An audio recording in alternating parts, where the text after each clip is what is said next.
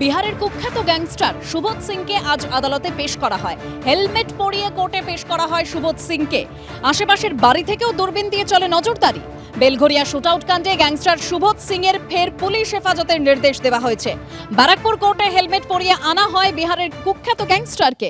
সুবোধকে কোর্টে পেশের সময় ব্যারাকপুরের কোর্টে বেনজির সুরক্ষা।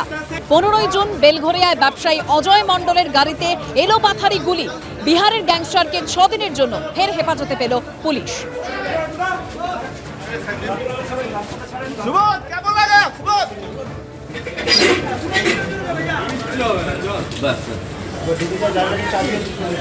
অসুস্থ ভাইকে দেখতে এসে হাসপাতালে আক্রান্ত খোদ ডেপুটি ম্যাজিস্ট্রেট।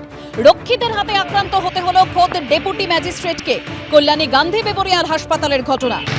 অসুস্থর জন্য খাবার নিয়ে হাসপাতালে ঢুকতে ভাইকে নিরাপত্তা রক্ষীরা বাধা দেয়, আর সেই রক্ষীদের সঙ্গে বচসা সৃষ্টি হয়। থামাতে গেলে ডেপুটি ম্যাজিস্ট্রেটকেও মারধর করা হয় বলে অভিযোগ।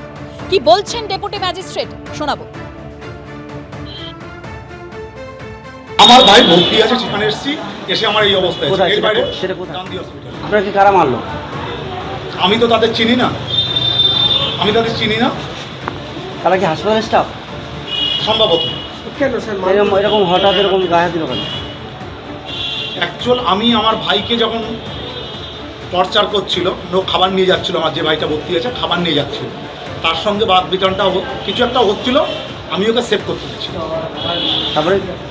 তারপরে এই যে অবস্থা যেটা দেখছেন।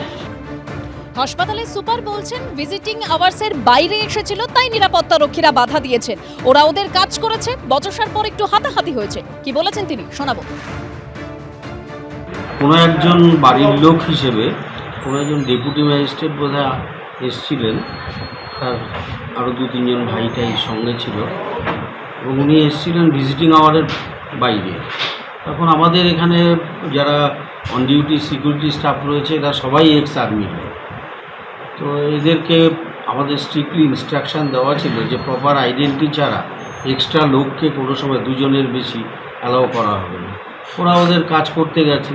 তাতে বোধহয় ওই ডেপুটি ম্যাজিস্ট্রেট যতদূর শুনেছি যে সিকিউরিটি যে স্টাফ আছে তার সঙ্গে বোধহয় প্রথমে একটু কথা কাটাকাটির পর একটু গায়ে হাত দিয়েছে বা কলার ধরেছে, এরকম কথাকে টেনে বাইরে বার করে তার গায়ে বোধহয় একটু হাত দিয়ে দেয়। ওরা উত্তেজিত হয়ে গিয়ে সিকিউরিটি স্টাফরা সব মিলে তাকে ধরেছে।